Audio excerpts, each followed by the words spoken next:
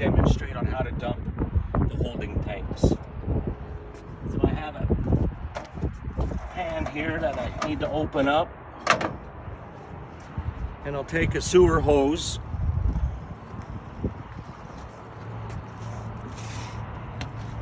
I'm gonna run it up here through the bottom. Take the terminator cap off and attach my sewer hose. Now, Tim, just to make sure we are clear with our guests, they also have a sewer hose that comes with the Renegade. It's right there, and that little, little guy in here. But we're going to use the one that we've got here at the facility today. All right.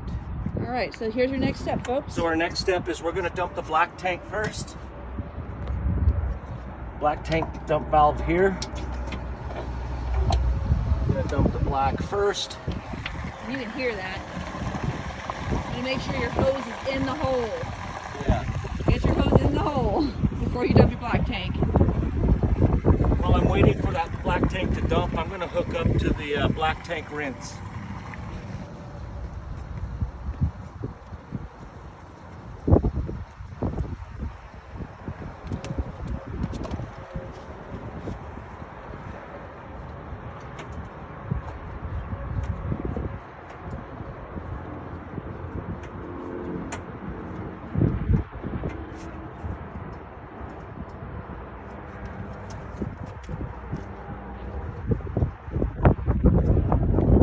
Alright, you can hear that tank is done. It is no longer making any gurgling noises. Nope. So now we're going to turn this water supply on, and we're going to rinse out the black holding tank.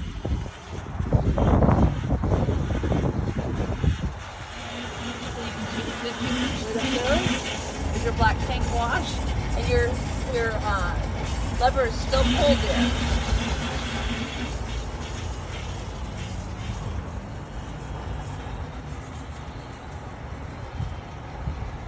I don't know if you can hear that on camera, but you can hear it doing a good job of spraying down there inside. Now, Tim, we bought those little pods. We bought ours smell like lavender. When you dump your tanks and you're about to start over again, would you put one of those little lavender pods in right after you get done rinsing out, or would you wait until you get to your campsite? I'd probably, if I'm going to go camping right away, I'd go ahead and start it. Okay. And start with maybe 5 gallons of water along with the pod. Okay. Start right out with some liquid on the bottom of the tank. Sounds good. Okay. Okay, yes, absolutely. And then that'll last for about 5 days, is that correct? Yes. Okay, and then you would recommend, let's say I was out for 2 weeks, every 5 days I should go dump my tanks? Yeah, or just watch your monitor panel when it gets up there to, 2/3, 3/4 full to full. Okay. That's how we know. Okay, Think now, about it. so 3/4 is kind of the top level where you want to wait till. Now let's say that I'm out there for 2 weeks, but it's not going to be full. Do I want to add another one of those little pods, or do I just roll with that one pod the whole time? I think you can get by with rolling with the one pod for the one time. Okay, sounds, yes. Yep. What I'm going to do here now is I'm going to dump the gray water holding tank while that black tank's rinsing out. So there goes the gray tank here. We're going to dump that too, and we're going to get that emptied out while we're still rinsing the black. Okay. And you can hear that now. And you can kind of see it moving and snaking down along there. Kind of see the jiggle. So water in, water out. Yep. How long would you normally let that hose run? What's kind of nice to have is maybe a clear fitting here, or a clear fitting down there. Okay. Here's this old hose right here has one. Here's a clear fitting.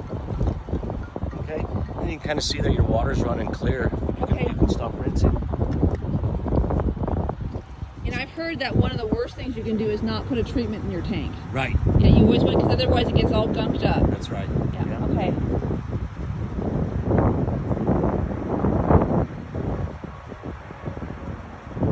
And folks, right before we came on here, Tim and I were talking about there are attachments you can get if you're staying at a campsite that will help regulate the pressure coming out of these water sources. That that way you don't find that you are, when you're filling your tanks, putting water in at a pressure point that's too high. Because if a campsite's empty and it usually has 100 campers in it, and there's only one there, that water might be at a really high pressure and do some damage. So if you get a regulator on the end of that hose first, it might be a good idea, just so you don't do any damage to your coach. True. And we sell those here at Transwest in our parts department. You guys, I'm going to now close the gate valves. We'll close the black and the gray. There it goes. And that little, what that does is that releases that little lever right there, folks. So that just puts that little plug right back in place. And I'm going to unscrew my hose from the tank rinse fitting. Cap back on. There we go.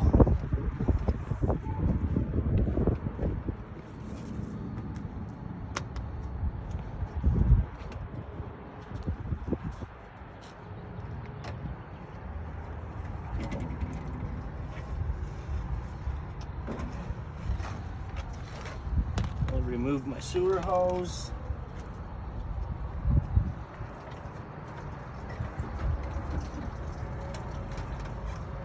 And put my cap back on.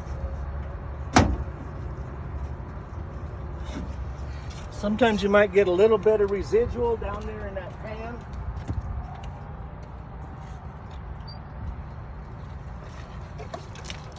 So you're able to rinse this assembly here out if needed, if you were to make a mess in there. It's all sealed container there, so you can rinse this out as needed. Very nice. All right.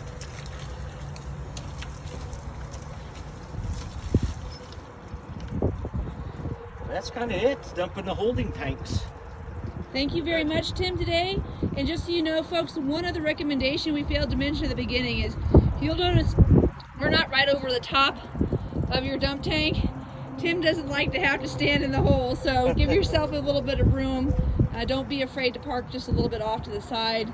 Tim, thanks very much. This is you're coming to welcome. you from Transwest Truck, Trailer, and RV. See you soon. Happy camping. All right.